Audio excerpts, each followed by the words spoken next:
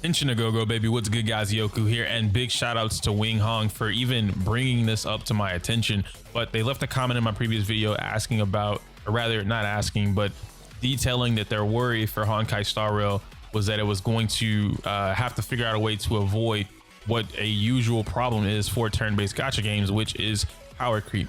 Now, I do agree. I think Epic 7 might be the easiest way for me to explain this, because that's the only turn-based gacha game that I've played and actually invested a lot of time into at that point when I played it. Epic 7 did deal with a lot of power creep, and me being a player that I didn't spend any money in Epic 7, it wasn't noticeable until I started trying to play PvP or touch some ladder leaderboards, or even do some of the higher ranked content. And that's where I noticed, like, hey, I need certain characters. Now, thankfully, I had someone like Mikey J. He helped me out when he got me into Epic 7, and he told me, like, yo, you need this character, or this character on a brand new account. Like, if you're gonna start the game, keep doing the reroll until you get these characters, or 2 out of the 3 or 1 out of the 2, whatever the case may be. So even though I really wanted Baiken, and Baiken was cracked at the time, I missed the banner for Baiken, so Baiken wasn't in the reroll selection, so I had to keep doing it. But point being is that I ended up getting exactly who he said. I don't remember the names of the characters, but all in all, it was to prepare me for what's going on. Now, of course, once the game gets closer towards release, I will 100% give you guys my firm and definite opinions on who I think are worth rerolling for. But I will say right now, I don't think it's worth rerolling in this game at all, especially if we don't hit the pre-registration rewards, because in order to get to the summonings page, it takes about an hour or so to actually get there. So, I mean, if you guys want to spend an hour rerolling every time, then by all means, but as of right now, I don't recommend it. Moving forward to the actual topic here, I want to talk about power creep, and I want to talk about how Star Rail can actually avoid it. And I also want to talk about right now where I don't think that power creep is a thing in particular for Star Rail, but I can see where it could go that route. So far, Honkai Star Rail's combat system is set up in a way that it is very character dependent. And what this details, for the bad at least, will be that yes, eventually we may get content that lingers towards you need XYZ character in order to beat that content, or you need XYZ character in order to progress further in this content, right? To make this content beatable or doable, whatever the case may be. And that's just very straightforward for any type of turn-based gacha game. Wing is right on that one. However, this is also backed by Hoyoverse. Now, they did make that statement when they made the statement about Genshin, and they said that they have no intention on bringing in-game to Genshin Impact, but they did plan on making other games that would focus more on in-game type content. For all we know, Star Rail could be that game.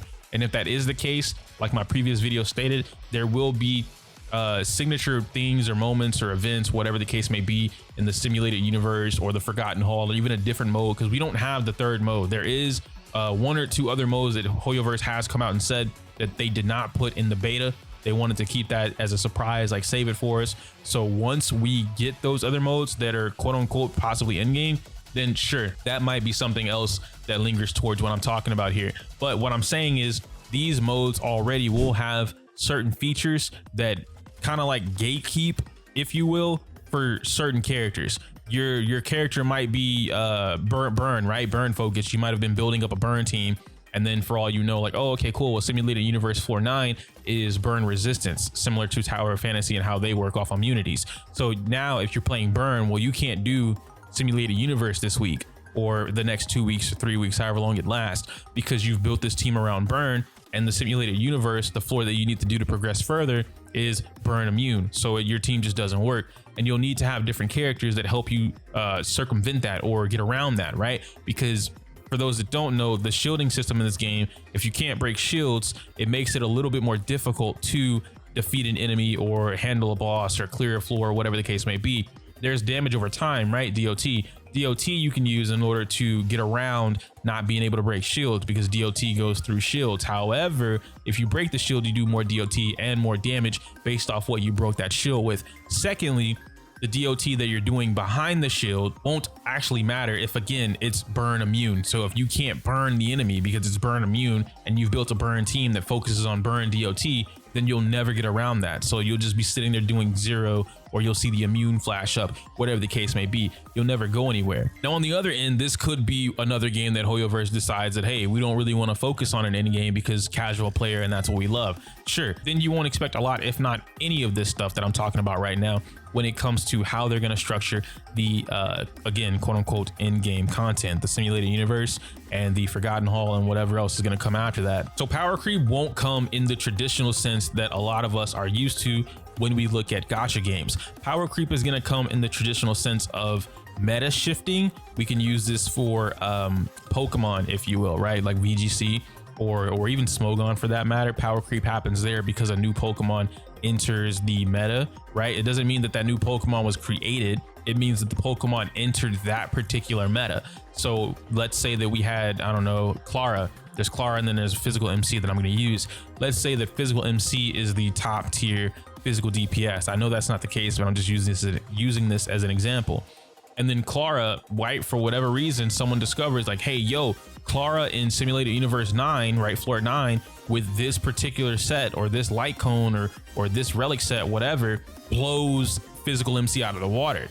Okay, well now you've created a meta shift and now Clara becomes the new physical DPS that people want to use. But if you don't have Clara, you can't do this thing that is going all around. Doesn't mean that physical MC won't be able to do anything, right? Doesn't mean that he won't be able to progress and help you clear floors. But if you're talking about clearing floors in a certain time, because we do know that that's going to be in the game, we've seen it in the previous betas where there are some floors in Forgotten Hall or Simulated Universe, whatever that mode is, where you need to clear these things in X time. If you don't clear this floor, you don't clear this battle in 3 to 5 turns or less, you fail. So if Clara with this super secretive set and whatever light cone help you clear this in 3 to 5 turns, well, that's the meta shift. That's your power creep. It's not that Clara is a power creep because she was brand new and introduced to the game and, you know, they just came out with her own banner. No, it's because someone figured out that Clara plus blank, blank, and blank equals victory for whatever people are stuck on.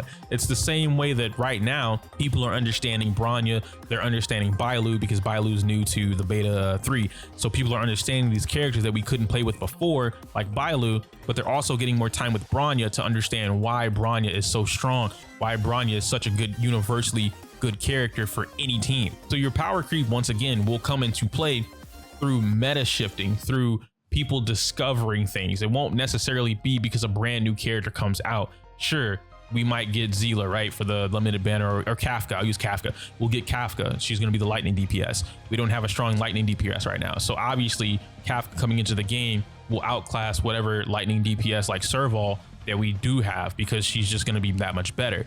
But that won't necessarily equal power creep. It's just like, obviously Serval is not a Kafka. You know what I mean? Some of you don't know what I mean, and I don't know why I asked you that question, but Serval is a 4-star character. Kafka is a 5-star character. Kafka is absolutely disgustingly strong. I love this woman. She's basically the Makima of this game, and she's really, really, really, really, really good if you put her on the right team. She's a certain team that I've been messing around with, and she's really good with that team in particular, but I still want to do more testing on it. Anyway, all in all, that is the answer to your question, Wing, is how power creep would essentially come into the game. I think in order for Star Rail to prevent that, which personally I don't want them to prevent it. I know that sounds kind of crazy. I like this type of power creep. I like the power creep that shifts the meta, because again, this game is very dependent on characters, right? We're gonna have to get more Primos or Stellar Jades, whatever the case may be, in order for everyone to be able to get as many pulls as possible within reason, or spend money, I suppose. But as of right now, power creep introduced in a way where it's a meta shift, where it's talking about shifting the meta around. Like, oh, okay, cool. Right now, everybody was focused on crit rate and crit damage, but now we're all focused on elemental mastery, right? There are different things in Star Rail than there are in Genshin Impact, and I don't remember all of them in Star Rail, but I know one of them is focused on effect hit percentage, I think is the name of it, which that just means that the percentage of your secondary effects happening are increased by X%. Again, let's use Pokemon. In Pokemon, I can paralyze you, right? Thunder, the move Thunder is very powerful, but it's got a low accuracy and it has a 30% chance to paralyze you. So it kind of balances it out by being able to miss a lot, right? But if I hit you with it, there's a 30% roll that you're gonna get paralyzed, which benefits me, not you. Now, what if I could increase that chance? Pokemon doesn't allow you to do this, but what if I could? What if I could increase the chance of Thunder hitting you either from 70% to 95%, and I could also increase my accuracy or my chance to paralyze you from 30% to 66%. Those are the type of things that happen in Star Rail, right? We have different relic sets or abilities or even bonuses that apply to that, different light cones that'll increase your effect rate like that. So those are the type of things that you want to look at for Star Rail, and that's why I think there's so much about Star Rail that people are not looking at when it comes to the combat. That's why I think I'm really into this game right now, is because it gives me a strong Persona mixed with Pokemon kind of vibe, right? But again, people are not looking at that because they don't play RPGs. I don't want to attack anybody, but a lot of folks are looking at this as a very simplistic, you just leave it on auto, click, and you're done. And while that may be true at face value, when you actually read or you look into the things, I'll use this word, I'll use this phrase. This game has a lot of potential to be way more intricate than a mass majority of players in the beta right now are letting on to believe. And with that, I'm going to stop rambling and get out of here. Thank you guys for listening to me rant. By all means, if you want to hear me talk about anything else, if you want more questions answered about the beta, my opinions, leave a comment down below. I'll get to it. And I kind of like making these in the videos. It's really cool. It lets me ramble without having to be limited by a character limit from the YouTube comments. But yeah, yo, Wing, thank you for asking that question, or really just bringing that into the topic of conversation. Again, I love this stuff. So I hope that I can get more of these out of all of you. Anyway, I can't say my usual intro, or damn it, I can't say my usual outro because it's inappropriate for YouTube. Smell you later.